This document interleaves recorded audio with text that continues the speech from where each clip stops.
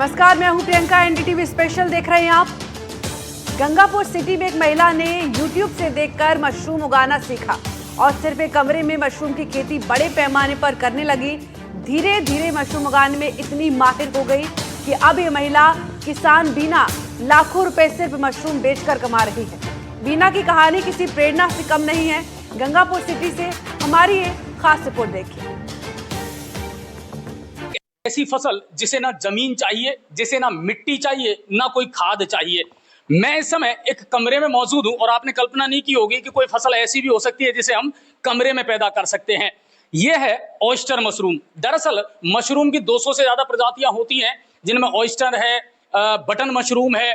और oyster mushroom जो होती है, इसकी सबसे ज्यादा डिमांड रहती है और कॉस्टली भी होती है। लेकिन ये डायबिटीज में, कैंसर में, बीपी में, इनमें सबसे ज्यादा फायदा करती है, सबसे ज्यादा काम करती है। पाउडर के रूप में, सब्जी के रूप में, आचार के रूप में लोग इसका इस्तेमाल करते हैं। और इस समय जो मैं आपको दिखा रहा हूं, ये वही प्लांट है। दरअसल पॉलीथीन जो है, थैलियां जो हैं, उनमें हमारा जो चारा होता है जानवरों के लिए, तूड़ा है या चावल की जो भूसी है, उसमें बीज डाल करके और फिर इस मशरूम को उगाया जाता है।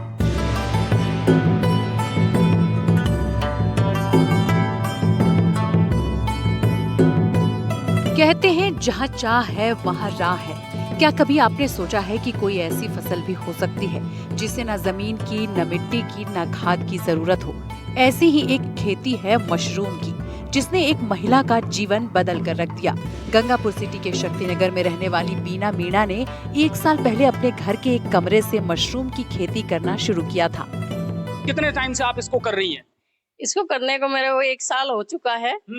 और ये आइडिया कुछ तो YouTube से लिया था, और मेरा बेटा जो जॉब करता है वो उसने भी देखा है खेती, तो उसकी वजह से आइडिया आया। वैसे हम गुजरात में इसकी सब्जी खाते ही थे, लेकिन मैंने सोचा कि इसमें इतने सारे फायदे हैं, गुण हैं, तो अपने किसान भाई भी यहाँ करे, तो मैंने खुद ने ये करके देखा है। सबसे अच्छी बात है बीना मैम कि ना तो इसमें जमीन की आवश्यकता, ना किसी खाद की आवश्यकता, ना मिट्टी की आवश्यकता। तो शुरुआत में कुछ प्रॉब्लम हुई या धीरे धीरे कुछ असफलताओं के बाद सफलता मिल पाई? हाँ, शुरुआत में थोड़ी प्रॉब्लम तो हुई थी तापमान को मेंटेन करने में। पहली बार में तो उगी नहीं थी, लेकिन फिर धीरे धीरे हमने सीखा, कुछ ट्रेनिंग भी ली थी ऑनलाइन। ऐसे करके फिर हम सफल भी हुए हैं। अच्छा, अभी किन किन चीजों का आप विशेष ख्याल रखते हैं यहाँ पर, कि टेम्परेचर का है या इनको समय पर तोड़ने का है? आप किन किन चीजों का ख्याल रखना पड़ता है? जी, ये समय पे भी तोड़ना पड़ता है।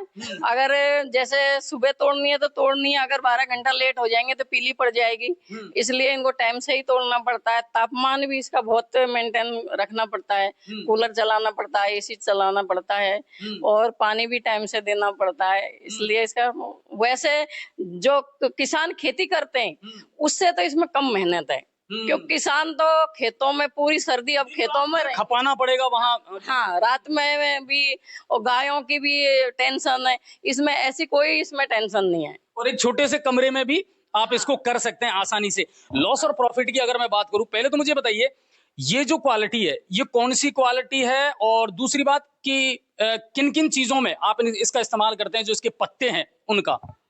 पत्ते इसके जो मशरूम, ऑयस्टर मशरूम है ये, इसकी ताजा की सब्जी बनाते हैं, अचार भी बनाते हैं, सूप भी बनाते हैं। और सूखा पाउडर है जो डायबिटीज में बहुत ही फायदा करता है। मैंने काफी लोगों को दिया है, उनकी डायबिटीज काफी हद तक मतलब कंट्रोल हो चुकी, नहीं के बरोबर है। जो दोनों टाइम गोली लेते थे वो भी मतलब उन्होंने छोड़ दिया है। बीना ने YouTube के जरिए इसके बारे में जानकारी जुटाई और इसकी शुरुआत की। शुरू में थोड़ा नुकसान भी हुआ, लेकिन धीरे धीरे अच्छा उत्पादन मिलने लगा। मशरूम की दुनिया भर में 200 से ज्यादा प्रजातियां पैदा की जाती हैं, जिनमें ऑयस्टर मशरूम का घरेलू और आयुर्वेदिक रूप से ज्यादा उपयोग होता है। आइए आपको बताते हैं कि कैसे मशरूम उगाया जाता है। मशरूम के लिए एक अंधेरे और हवादार स्थान की जरूरत होती है।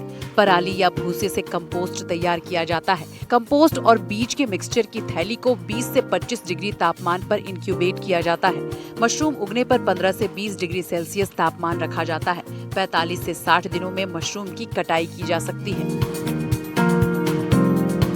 बीना बताती हैं कि इसे पैदा करने के लिए न जमीन की जरूरत है, न मिट्टी की और न ही किसी प्रकार के खाद का उपयोग किया जाता है।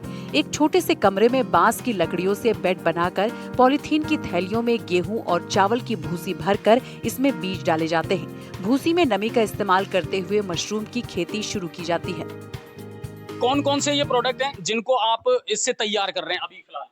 ये अचार है और सूखा पाउडर है। बिल्कुल, एक बार हमारे दर्शकों को आप दिखाएं कि किस तरीके से ये इनको अचार है, ये सूखा पाउडर है जो डायबिटीज वाले इसका इस्तेमाल कर रहे हैं।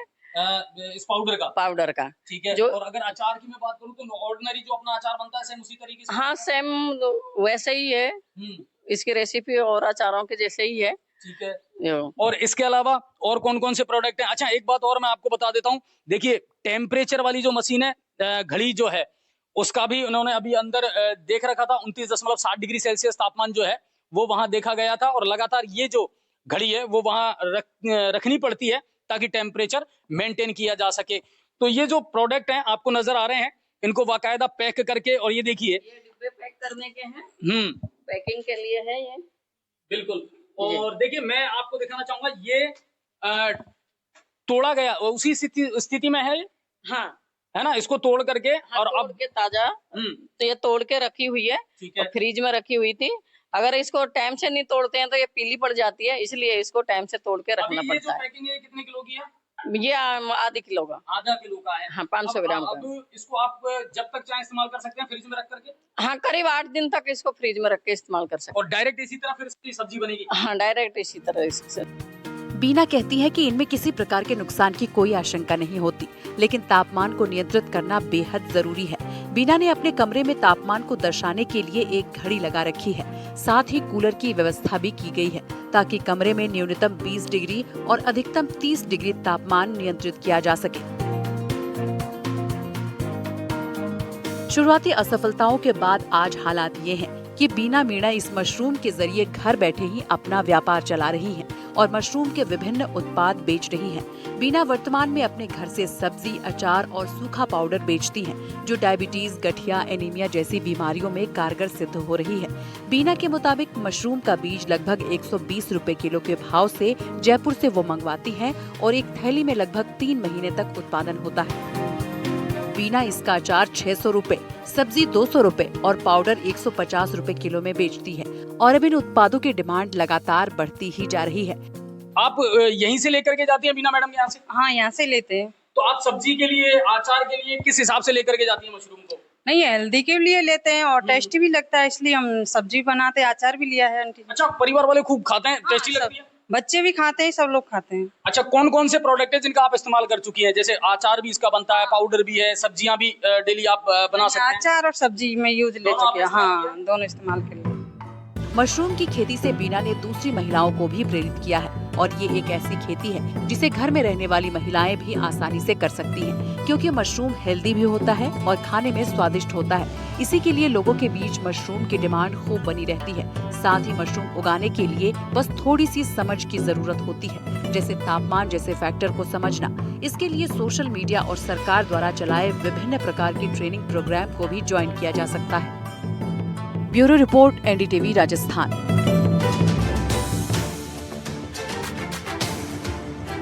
और अब बात भारत पाकिस्तान बॉर्डर की, जहां देश का अकली गांव है जिसे सरकार प्रथम गांव कहकर भी बुलाती है। सरकारों ने गांव को नाम से सम्मान तो दिया है, लेकिन विडंबना यह है कि ये गांव अब भी मूलभूत सुविधाओं से वंचित है। ना बच्चों की पढ़ाई के लिए हाई स्कूल है और ना ही कोई बढ़िया अस्पताल।